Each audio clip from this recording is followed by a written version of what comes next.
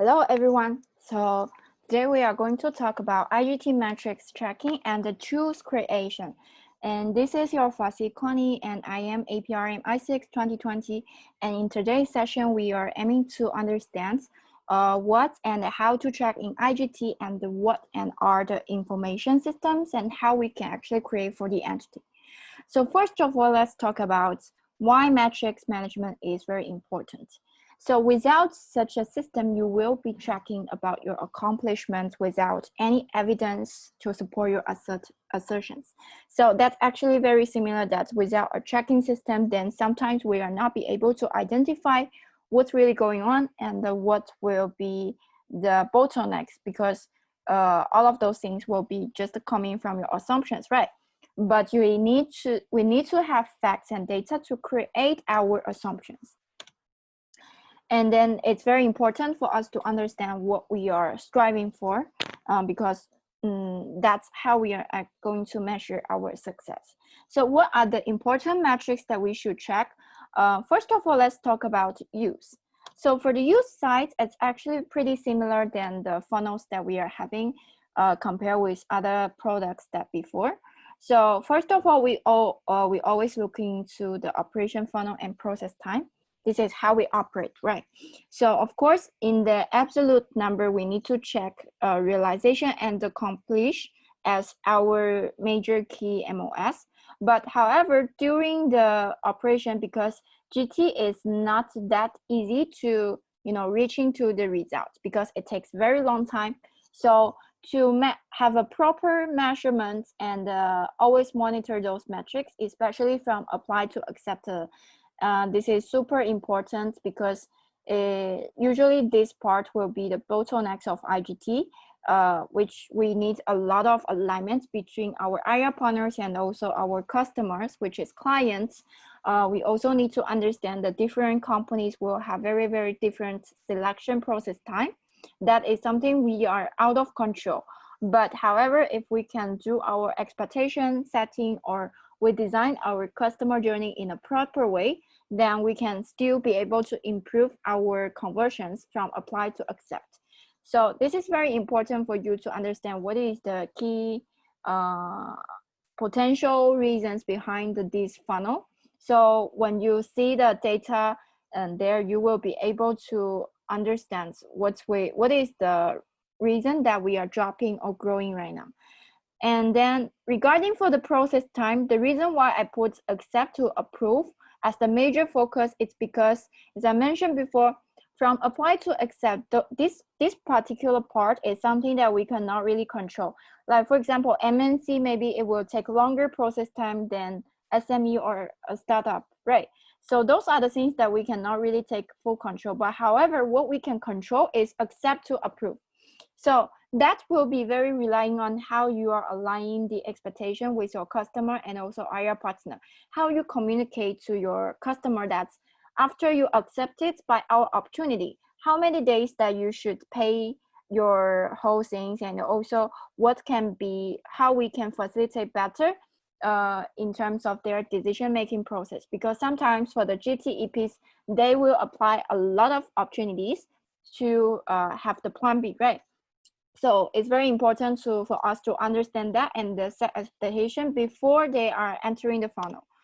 And the second one would be standards delivery. And it's pretty similar than what other product has, which is entity standards and also E2E standards, MPNs, IR distribution, and also most importantly, your goal with action. So these are something that we need to take care in the use sites. So regarding for the partner, it's pretty similar. First of all, we will definitely talk about our funnel and the process time. So the funnel that we are putting here will be majorly from meeting to open, because this part of the funnel is actually can be able to tell you a lot of stories behind. Let's say if your people are targeting the right customers, if they are booking a lot of meetings but conversion rate is pretty low, which means they actually have the ability to contact the partners, but however, either because of our sales capacity is very low, or either in the very beginning we are not targeting the right customer. So that's why the conversion rate is very low, right?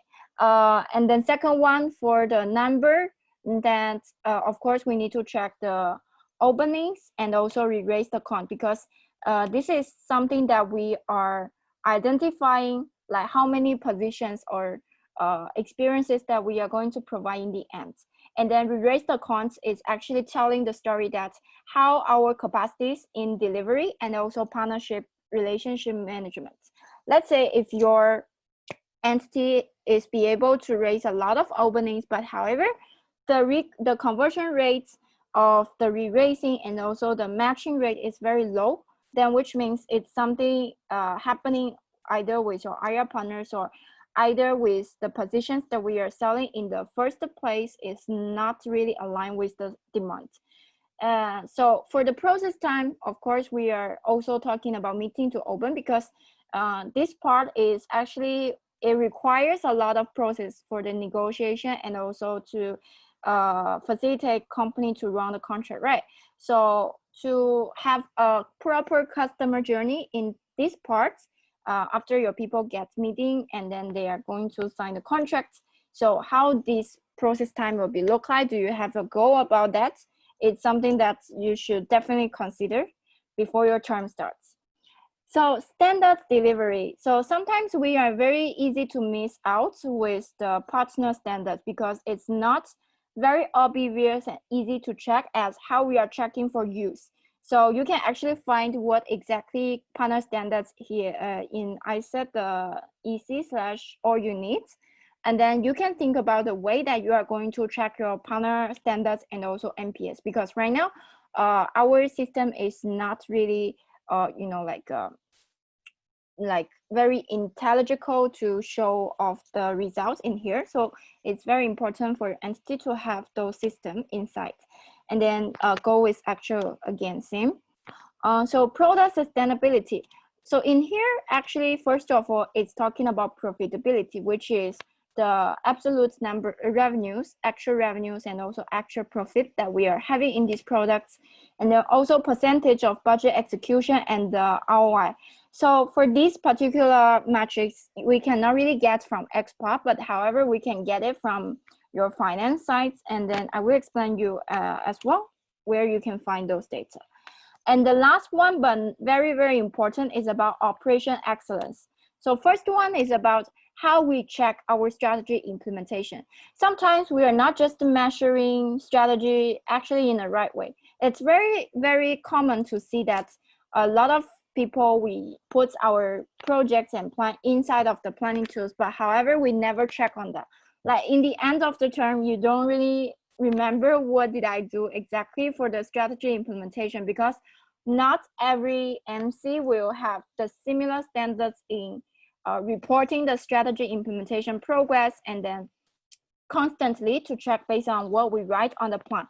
And the second one is that sometimes what we are documented and reporting, it's just the project delivery rather than strategy implementation, because we need to measure our strategy implementation based on how LC is executing it. Let's say if we want to have a pricing change, right?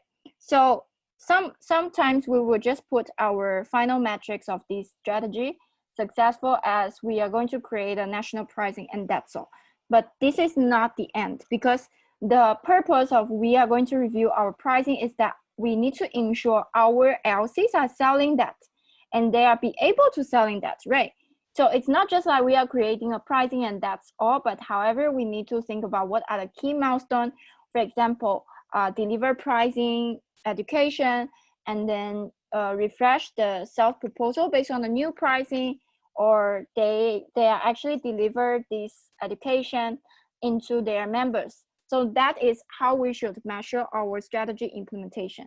And the second one is SOP implementation. So this is something that also we can see a lot of people, we are not really measuring and tracking on that.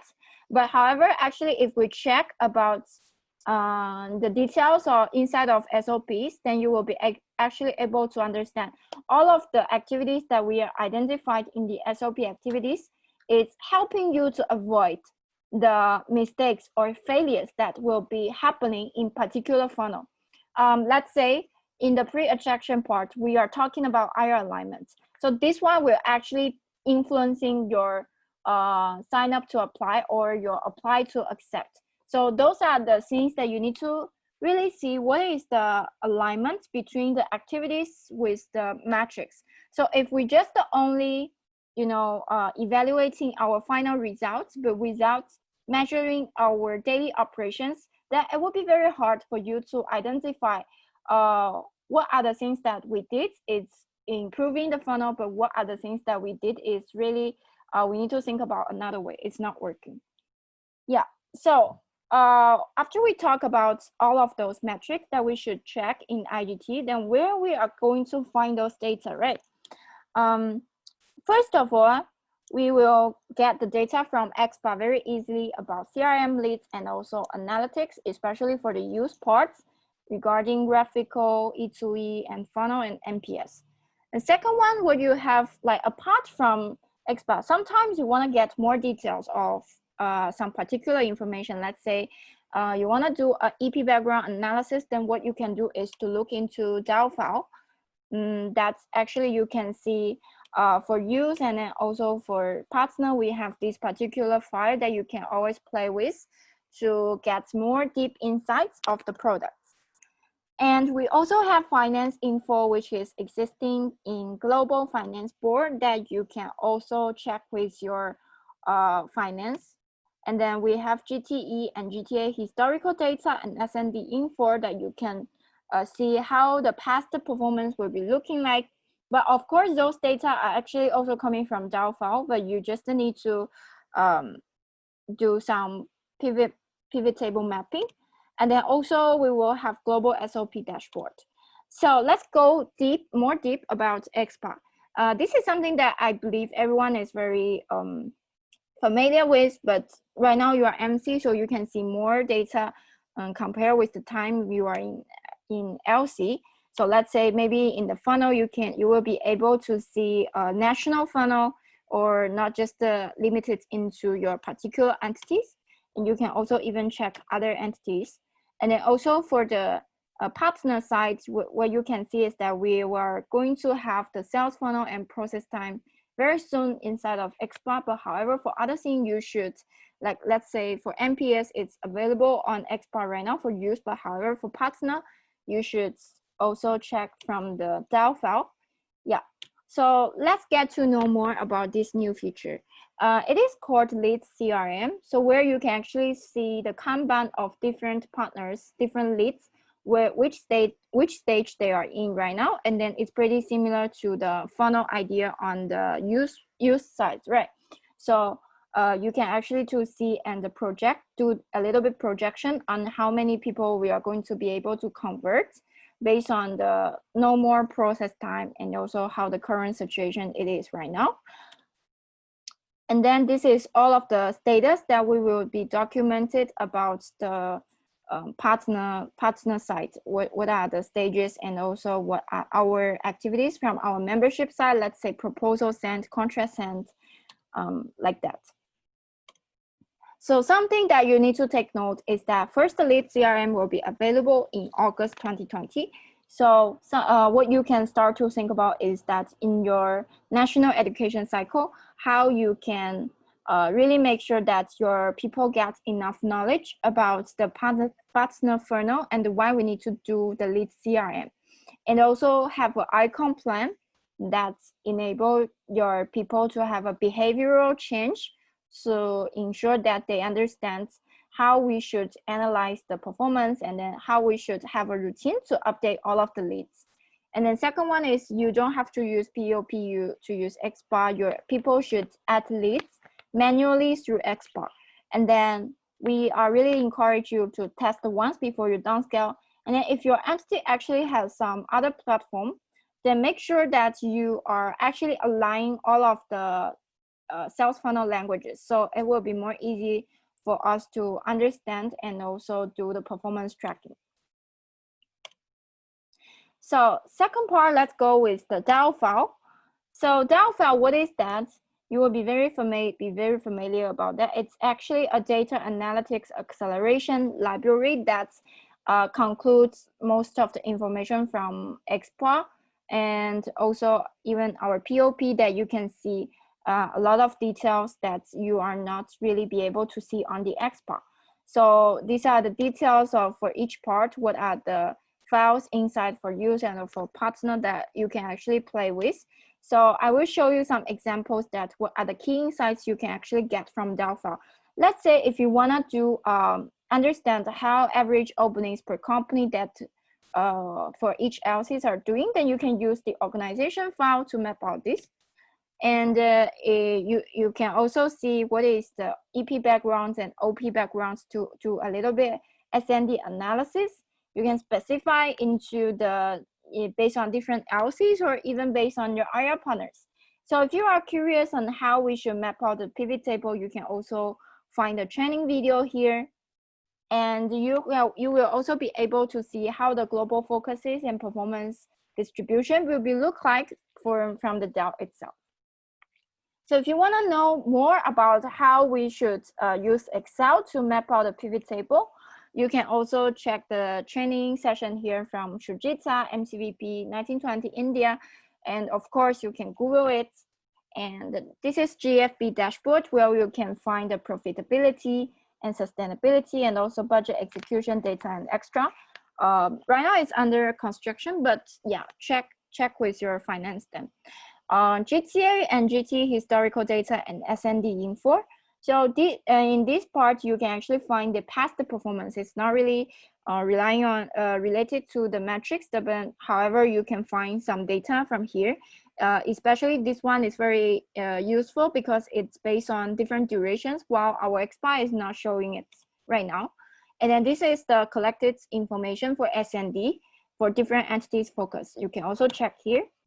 And the last one will be global SOP dashboard. So this one is a dashboard that you can find how past the performance it will be looking like. So if your predecessor failed in the SOGA, then you will see the data. But if your predecessor didn't do that, then we will not be able to see that. Yeah, so update your SOGA next time.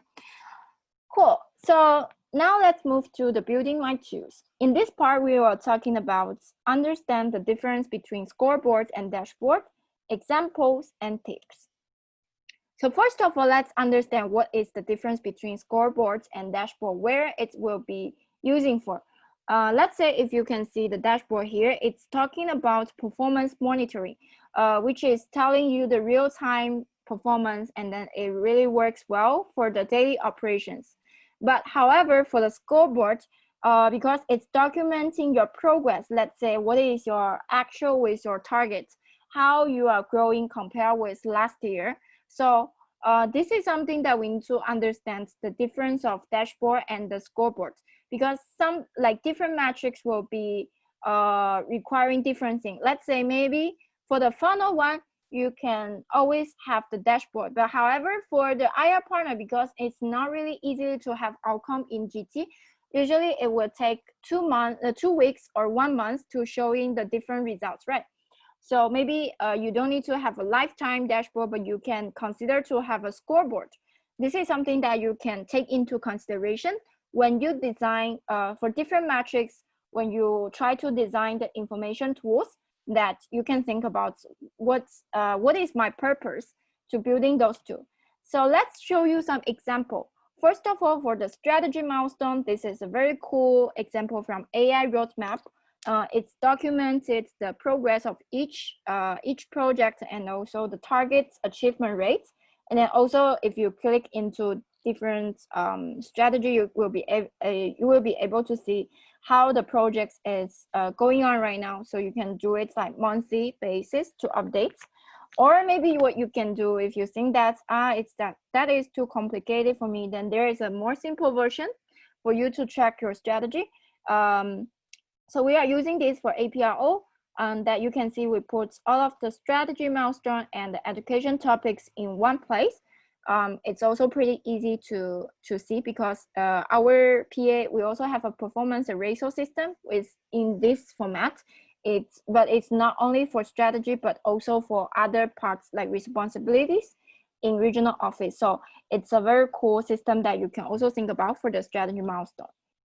So in regarding for the performance dashboard, so this is something that I mentioned to you, like most of the time that you can see for our regional dashboard, we all have one thing which is in common.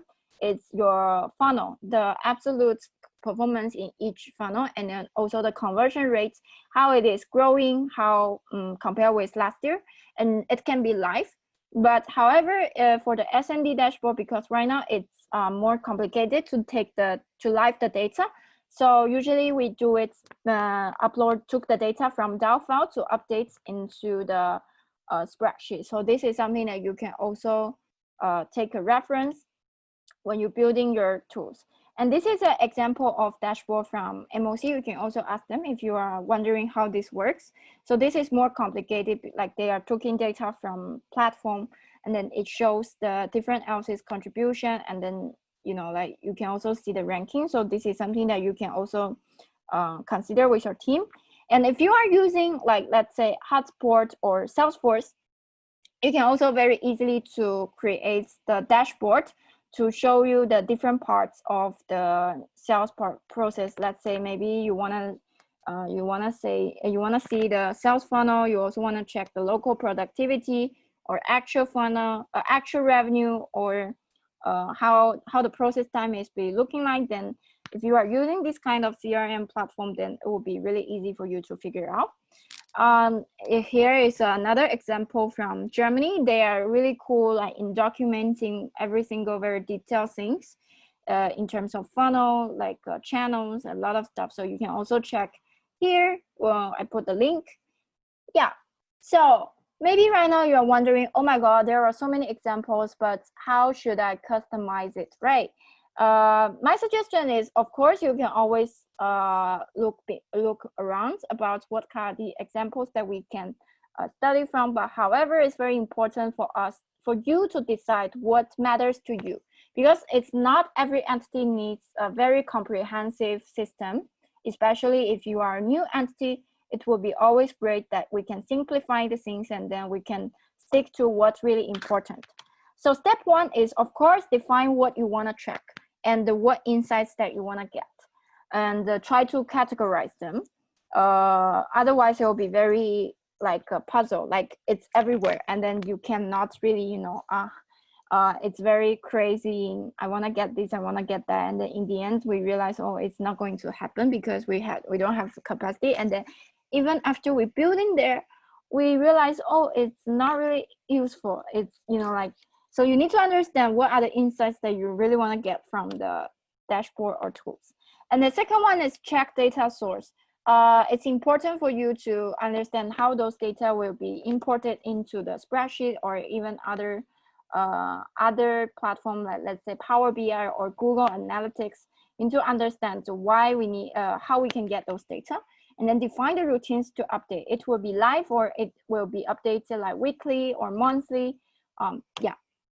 And then step 3 is research the template and platform. Sometimes our brand is not that smart if we are not seeing a lot of examples in the mapping out, right? Because even same information, we can have different ways to map out, to visualize the data. So check how to visualize those data. It's very important before you make any decisions. And yeah. So these are 3 tips I can offer to you when you design the tools. First of all, start slow and build momentum. So don't try to, like give your deadline. Okay, in this 1 week, I'm going to finish all of the tools. You can actually, make your steps slower. That's you list down what is the most important thing that you want to get to know, like from now and later. How this will be working in a timeline wise. It's because sometimes for when we design the performance dashboard, right? It's not a one-time thing. The point is you need to constantly to update. So when you design the template, you really need to consider 1 month later, 2 months later, how will be look like, how and where I should update. And this is something that you should really think about it before you design anything. And the second one is do not exclude information because you think it is not important and your people might not care. The reason why I'm sharing you with this is that sometimes, when you were in LC, the level, the things that you should measure in your LC is quite different when you are in MC right now, because let's say maybe you think partner information is not that important when you were in LC level, but however, it's really important for MC to collect those kind of data and information. So focusing on what really important for MC to collect, and then try to focus on the behavioral changes in your entity. And the last one is evaluate what you have and research different templates and platform before you start. It's like this, I made this kind of mistake. Like I try to make everything by myself. I do not really ask, hey, what other entities have already, what my predecessors was using. So this is really wasting a lot of my time because I'm not good at data management in the beginning, right? So try to be more resourceful will be really helpful for your overall process. So reflection time. What are the key metrics that I should evaluate for IGT? Where I can get those data? What are the differences of KPI scoreboard and dashboard? What are the key steps to build my performance tracking tool? These are the 4 topics that we covered in today's session. And right now, I want you to actually give yourself time to do a reflection. And of course, you can find the answers in the next page where you can see all of the things. Okay, so in the end, I just want to share about focus on what matters. Of course, today we talk a lot about different metrics. It seems that, it's a lot that we need to check, right? Of course, because we need to ensure our product is be measured in a very comprehensive way. You can also relate to the concept of scoreboard. It's balance score. It shows the different aspects of a product. So we cannot just only check the operation funnel, because that is not really talking about quality, but our quality is coming from NPS, standards delivery, right? So those are the things that you need to understand. And then at the same time, for you to know is that different period, you might need different metrics to evaluate. Let's say from June to September, it will be the sales peak. So of course, you need to evaluate your sales funnel rather than pushing for the opening, pushing for the accepted or approvals, right? But however, once you start from September, maybe your frequency in tracking your sales can be lower down, but you put more focus on tracking the funnel one. So this is something it's really important for you to understand how we should manage our capacity and the focus in different period of time. So way forward. First, draft your performance tracking system building plan with deadline, platform info, and extra. Try to be more specific so you can actually visualize how those things will be look like and where the data source will be taken from. And second, start to design your performance tracking tool. And always we are open to, we are very happy to review your tools and also give you some feedback, since we already have some experiences in here. So we would very happy to offer the help to you. Yeah, so that's all for today's session. And if you have any question, just approach your regional manager. And I hope you are going to start your operation peak with a super cool performance management tools. So that's all. Thank you so much. Bye-bye. Have a good day.